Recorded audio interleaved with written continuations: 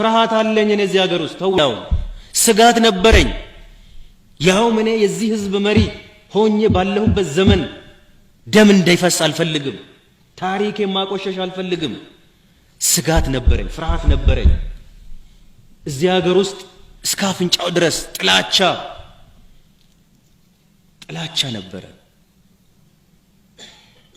ጥግ የደረሰ ጥላቻ እነኚህ መፈናቀል ምንም እንላቸው ዝም ብሎ እኮ የመጡ አይደለም ለዘመናት በጥላቻ ለጥላቻ ድሪቶ ስንመግብ ነው የኖርነው ትውልድን ጥላቻ ጠላት የበዘበዘ የገደለ ጡትህን የቆረጠ ዘርህን ያጠፋ እየተባለ እየተሰበከ በዚህ የተሞላ ነው የኖረው ትውልዱ ተራዳህ እንኳን በሰውነቱ ሰው መሆኑን እስኪክድ ድረስ ገዳይ አስገዳይ አድርጎ እንዲታይ ጠላት ሆኖ እንዲታይ ተደርጎ ነው ሲጫንበት የኖረው ፍርሃት ነበረኝ አምና በነበርንበት ስሜት አምና በነበርንበት ደመና እንዲሁ ብንቀጥል ኖሮ እዚህ ሀገር ላይ ይደርስ የነበረው ጥፋት ቀላል አልነበር አውቀዋለሁ አይቼዋለሁ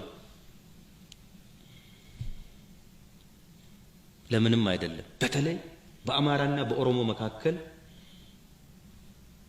ጠላት አንዱ ያንዱ ጠላት እንዲሆን ተደርጎ የተተከለው ተክል ቀላል አይደለም መርዙ ቀላል አይደለም እኔ እሱ አስፈርቶኛል መደበቅ አልፈልግም አሳስቦኛል ይሄን ጉዳይ መልክ ካልቀየርን ኤንቫይሮንመንቱን ካልቀየርን እንደዋዛ በእጃችን ላይ የሺዎች ህይወት ይጠፋ ነበር ደም ይፈስ ነበር ሌላ ሩዋንዳ እዚህ ከተሰት ነበር